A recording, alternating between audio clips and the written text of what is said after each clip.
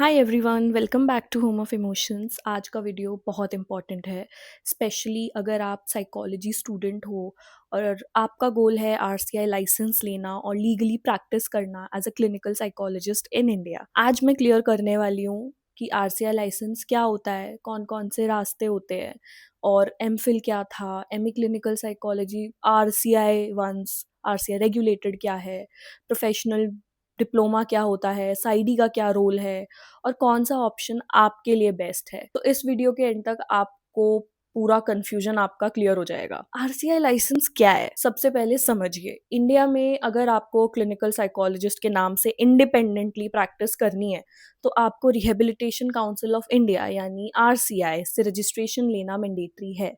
As per RCI Act 1992, only RCI registered professionals can practice under protected titles. Without RCI registration आप legally clinical psychologist नहीं कह सकते, आप disability certification issue नहीं कर सकते, आप कोई डिसऑर्डर डायग्नोस नहीं कर सकते, आप गवर्नमेंट जॉब्स में अप्लाई भी थोड़ा मुश्किल से कर पाओगे। एमफिल क्लिनिकल साइकोलॉजी, सबसे पहले बात करते हैं एमफिल की। According to the official MPhil clinical psychology guidelines जो 2017 में आई थी, जो कि 2 साल की ड्यूरेशन का होता है फुल टाइम। उसकी मिनिमम एलिजिबिलिटीज एमए और MSc psychology with 55%। It includes intense clinical training, minimum clinical exposure required, RCI registration mandatory after completion. MPhil was the gold standard minimum qualification to work independently required for government or private post, but important update आई 2022 NEP implementation हुआ, UGC discontinued MPhil programmes.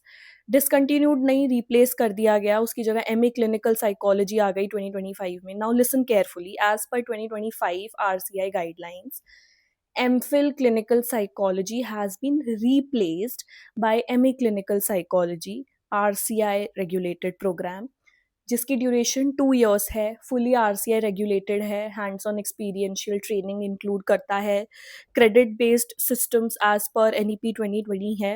This new MA is not a normal MA, post grad MA is different, not like regular university MA psychology, it is a professional track.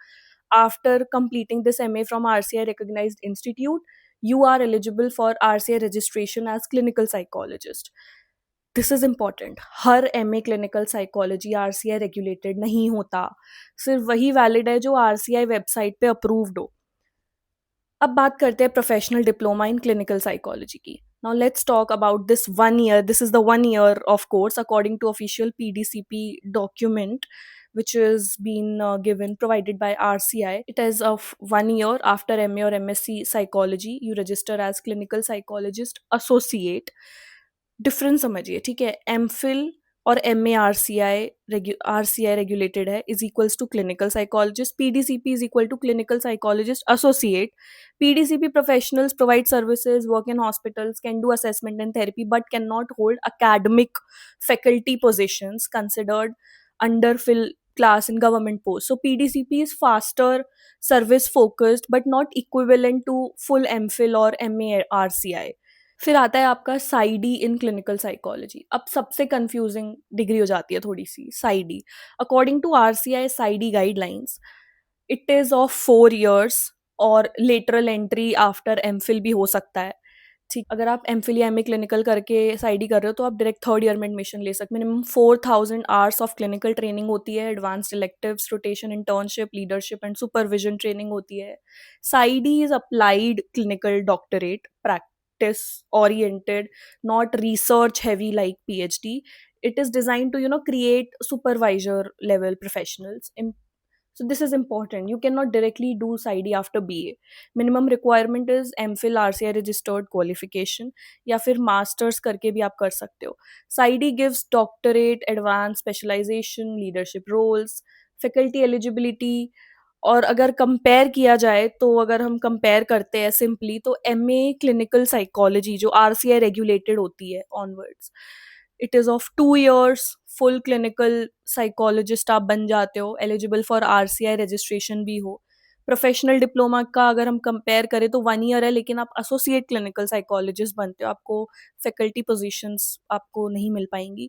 अगर साइडी की बात करें तो 4 years का है, advance doctorate है, leadership plus specialisation, doctorate भी मिलती है, आरसीआई रजिस्ट्रेशन भी मिलता है। And very important, regular MA psychology is not equals to clinical psychologist. अगर आप सिर्फ एमए साइकोलॉजी करते हो बिना आरसीआई रेगुलेटेड प्रोग्राम के, तो आप लीगली क्लिनिकल साइकोलॉजिस्ट नहीं हो, साइकोलॉजिस्ट हो. उसके लिए आपको एमफिल एमए या ये सब करना पड़ेगा. ये सबसे बड़ा इंपॉर्टेंट मिथ बस्ट कर रही हूँ मैं जो इंडिया में है. अगर बात करें कि who should choose what, so if you want government hospital job, ठीक है, तो उसके लिए disability certification authority, independent clinical practice होना ज़रूरी है. तो go for MA clinical psychology जो आरसीए रेगुलेटेड होती है. If you want faster entry into service, तो PDCP is good. If you want advance specialisation academic plus leadership role, तो international equivalence, तो गो फॉर साइडी. ठीक है. As a counselling psychologist my self, मैं आपको honestly ये बोलूँगी that shortcut मत ढूंढना, proper RCI regulated path choose करना. मेंटल हेल्थ फील्ड में रिस्पॉन्सिबिलिटी बहुत ज़्यादा होती है. ये सिर्फ डिग्री का गेम नहीं है. It's not a game, competence का गेम है. If this video helped you, so like करो, सब्सक्राइब करो एंड शेयर करो, कमेंट करो, बेल आइकन प्रेस करो and let me know in comments कि आप कौन सा रूट चूज करना चाहते हो. And if you have any doubts, you can post into comments. See you in my next video. Bye bye, tata, take care.